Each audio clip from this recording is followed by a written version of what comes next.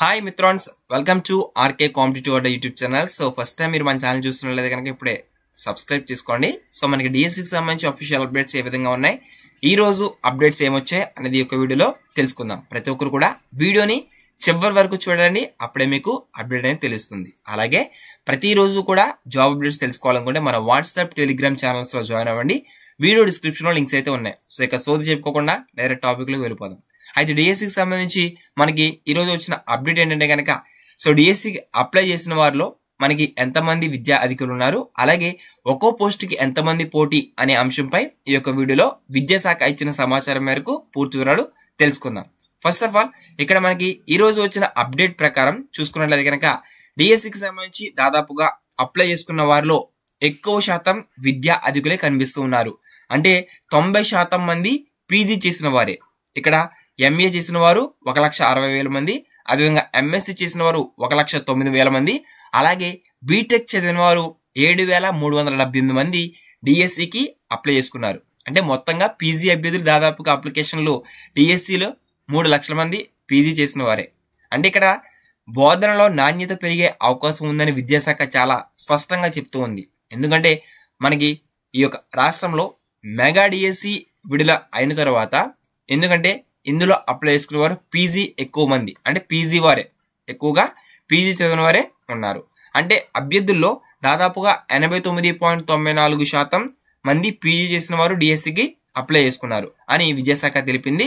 అయితే మనం వివరాలకు వెళ్ళినట్లయితే కనుక, ఏదైతే ఒక్కో పోస్టుకు సంబంధించి పోటీ చూసుకున్నట్లయితే కనుక డిఎస్సికి 3,36,307 మంది అభ్యర్థులు దరఖాస్తు చేసుకున్నారు. అంటే సగటున ఒక్కో పోస్టుకి యావరేజ్ గా 35 మంది పోస్టులు, అంటే 35 దరఖాస్తులు అందాయి. మొత్తం అభ్యర్థుల్లో 1,31,000 మంది పురుషులు, 2,03,000 మంది మహిళలు అయితే అప్లై చేసుకున్నారు.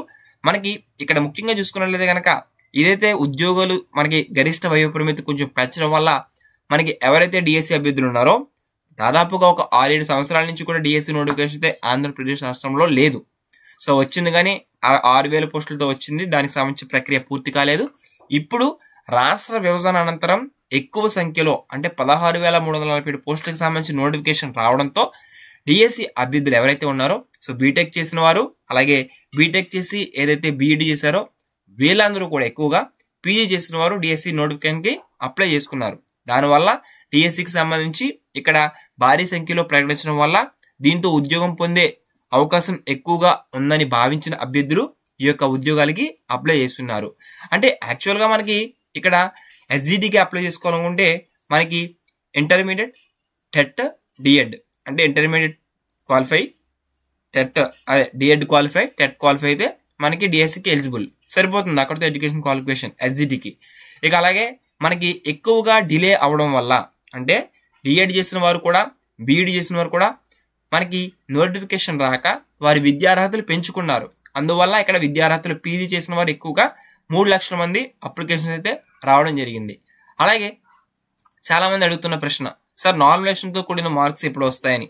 సో నామినేషన్ తో కూడిన మార్కులు మనకి క్యాండిడేట్ లాగిన్ లోనే ప్రొవైడ్ చేస్తారు. మీకు అది కూడా చూపిస్తాను చూడండి. ఈ విధంగా మీకు ఇక్కడ క్యాండిడేట్ లాగిన్ ఉంది చూసారా, సో మీకు చూపిస్తాను. క్యాండిడేట్ లాగిన్ లోనే మనకి ఈ రోజు మాక్సిమం అవ్వకపోవచ్చు, రేపు లేదా ఎల్లుండ ఖచ్చితంగా మనకి ఈ యొక్క క్యాండిడేట్ లాగిన్ లో ఫైనల్ మార్క్స్ అయితే ప్రొవైడ్ చేస్తారని తెలియజేస్తూ ఉన్నారు.